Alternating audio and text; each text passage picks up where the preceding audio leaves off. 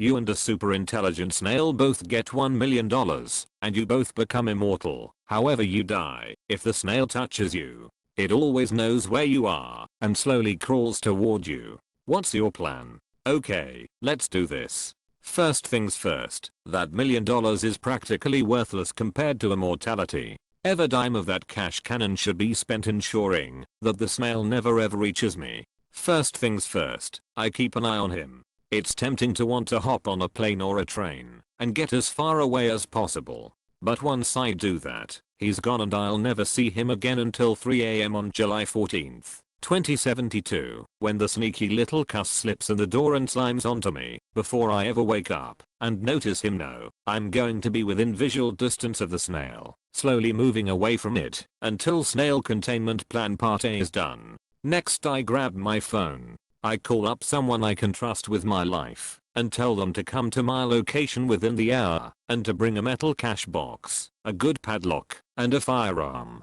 Once they arrive, I inform them of the deal and ask them to grab the snail, shove it into the metal box, and lock it up.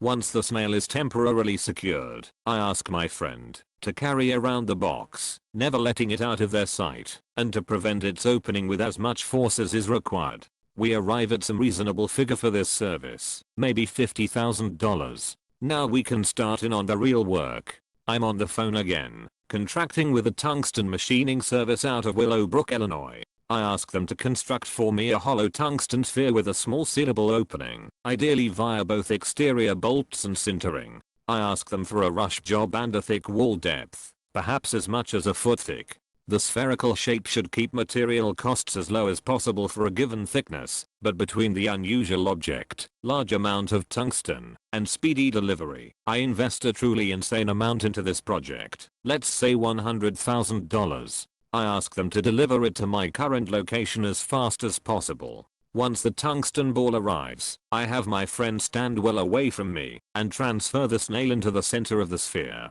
I ask them to pour a little salt down into the hole after it, just to give the snail a little reminder of who he's dealing with. Once snail and salt are both inside, we seal the hollow sphere with the bolts. Tungsten is an amazing material, incredibly tough, dense, and heat resistant. You could drop it into molten lava, and it wouldn't matter. Which, coincidentally, is almost what I'd like to do next. Now we make sure that damn thing stays shut. I find the nearest metal refinery and call them up. I also contract with a heavy machinery moving company to move the tungsten sphere to the refinery. Once the refinery has sintered the tungsten sphere shut, I buy an entire industrial crucible, those big buckets, of molten iron, and the crucible the iron came in. I have them drop the tungsten sphere into the molten iron and let the whole mass cool in place. Mr. Snaily Snail ain't going anywhere, but I'm probably down another $100,000. Now I'm on the phone to specialist movers, chartering a boat. We are taking this thing halfway around the world. We take the boat right over the Marianas Trench, not the deepest point, but deep enough. We push the whole assembly over the side. Literal tons of once molten iron, refinery crucible, tungsten, salt, and snail slip over the side and begin dropping into the briny deep. Another $100,000 gone, but well worth the cost. Good. That's bought me a little breathing room. But we are not anywhere close to done yet. I still have at least $500,000 left. I'm going to invest it into solid business ventures and slow growing but secure assets. We're building a fortune, and who cares if it takes a few centuries? I'm frickin' immortal, baby. But as I develop my fortune, it's getting invested into space. SpaceX, asteroid mining projects, whatever. I'm trapped on the one planet in the entire universe where I can actually die, and I have no intention of staying there. Over the millennia, I slowly apply my fortune and influence to push mankind to the stars.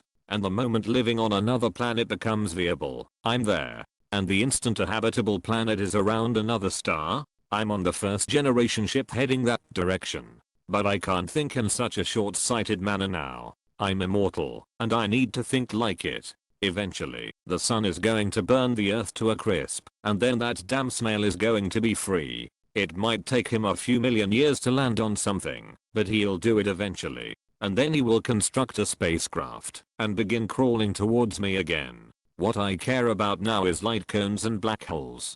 Earth's gotta go. Sorry whatever's left of humanity. We evacuate anyone still on the old planet and use a gravity tractor to push Earth into a black hole. A nice, big one, so that Hawking radiation will take an incredibly long time to evaporate it away into nothing. And then I board a ship. A fast ship. I accelerate to as close to light speed as I can get, piloting directly away from the black hole with the snail inside. I want to be so far away and moving so quickly that the heat death of the universe would occur far, far before the snail ever reaches me. Even on the fastest ship his freakishly clever little brain can construct. So that's the way the universe ends. With nothing it in except for infinite heat, one hyper-intelligent snail suspended in an inky void, and one human screaming away from it at .99 C. Cheers.